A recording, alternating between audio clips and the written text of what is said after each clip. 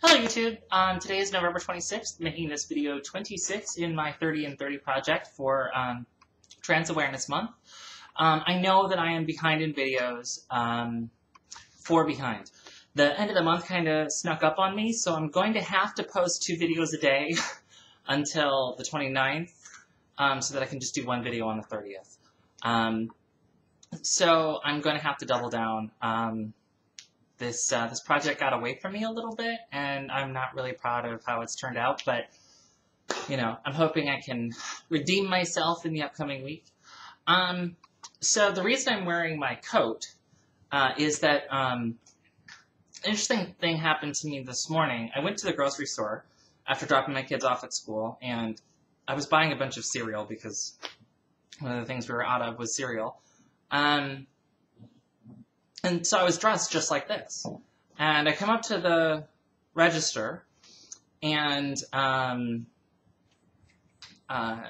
the cashier called me over, and I put my stuff on the belt, and she goes, "Oh, the cereal woman is here."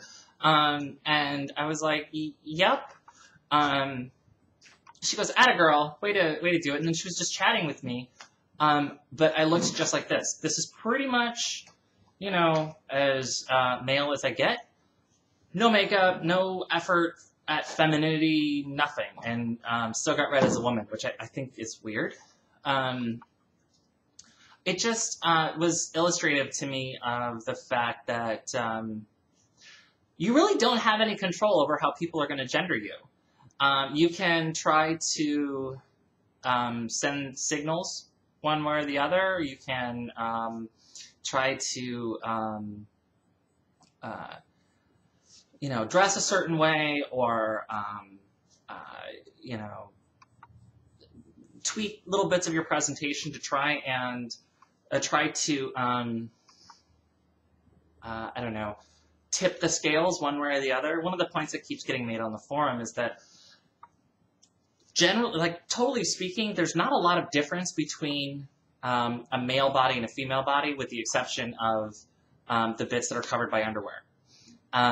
Everything else is just presentation. And our minds have been conditioned to, sorry, the dog's around and she's scratching on something, I think. But our minds are conditioned to gender people pretty quickly based on some really subtle markers. And, you know, there's only so much control you have over what those markers are communicating. Like, as I was entering the store, there was this woman who was leaving who had a lot of, I don't know, mannish features, I guess. She was tall and had broad shoulders and a longer face. But, you know, very clearly a woman, and that was how I immediately gendered her in my head, which I sort of just took note of and thought, you know, well, there's just another example of, you know, the variety of humanity, because you can find any particular feature, with the exception of, you know, sex organs, in both men and women. And the things that are average for men are going to be in, you know, one of the extremes of female bodies as well. So, like, you know, I have a fairly pronounced brow ridge, which you can't see so much, you know, looking right at me, but in profile, it's very apparent, at least to me.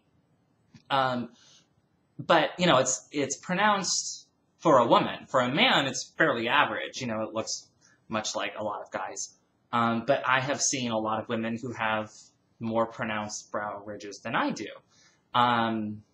Or, you know, Adam's apple. It's primarily a male feature, but there are women who have, you know, larger trachea, and so it looks a bit like an Adam's apple.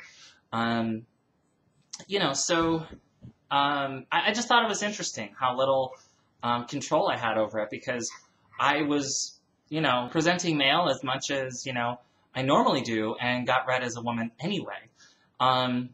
So, you know, I guess it just goes to show you that you can control what you do and what you say, but you can't control the way that people hear it, the way people see you, and, you know, the way that people are going to assign value to, you know, your presentation.